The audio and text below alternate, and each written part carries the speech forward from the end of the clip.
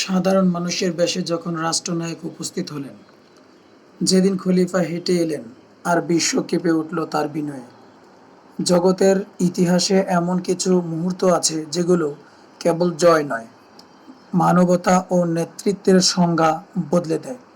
এমনই এক মুহূর্ত গড়ে দেন হজরত ওমর ইবনুল খাত্তাব রাদিয়াল্লাহু আনহু, যখন তিনি ইসলামের বিজয় পূর্বে বাইতুল মুকাদ্দাসের চাবি গ্রহণ করতে রওনা হন। একটি মাত্র উট আর একজন সহযোগী নিয়ে তিনি রওনা দেন মদিনা থেকে জেরুজালেমের পথে।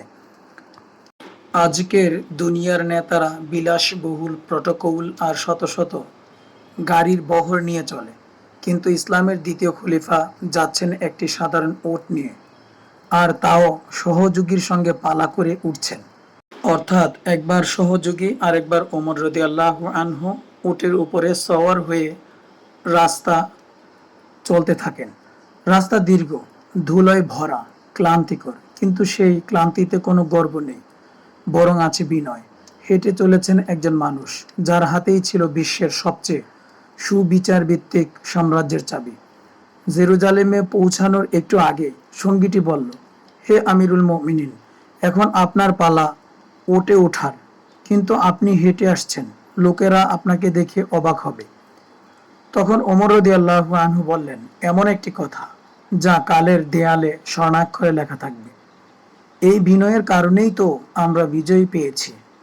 শহরের খ্রিস্টান বিশপ ও রোমান শাসকেরা যেই লোকটিকে উটে দেখছিলেন তাকে খলিফা ভেবে অভ্যর্থনা জানাতে চায়, কিন্তু পরে তারা বুঝতে পারে যে প্রকৃত খলিফা হলেন যিনি উটের লাগাম ধরে হাঁটছেন, অর্থাৎ ওমর ইবনুল খাত্তাব রাদিয়াল্লাহু তাআলা আনহু।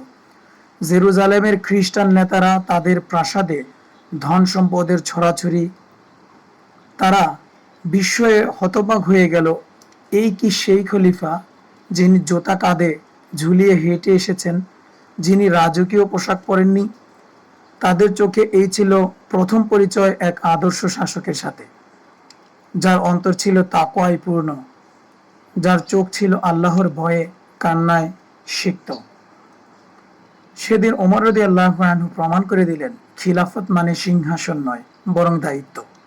নেতৃত্ব মানে প্রভাব নয়, বরং ইনসাফ। ক্ষমতা মানে গর্ব নয়, বরং আমানত। আজকের মুসলিম উম্মার জন্য এটি এক স্পষ্ট বার্তা। আমরা যদি আবার ওমর রাদিয়াল্লাহু আনহু এর সেই চরিত্র, সেই ইনসাফ ও বিনয় ফিরিয়ে আনতে পারি, তবে আল্লাহ আমাদের আবার সম্মান ফিরিয়ে দিতে পারেন।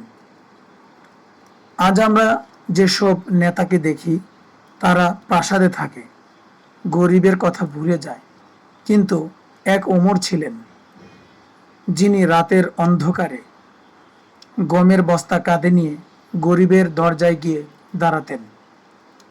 এক ওমর ছিলেন যিনি বলতেন, নদীর ধারে একটি কুকুরও যদি ক্ষুধায় মরে তবে তার জবাবদিহি আমি করব আল্লাহর দরবারে।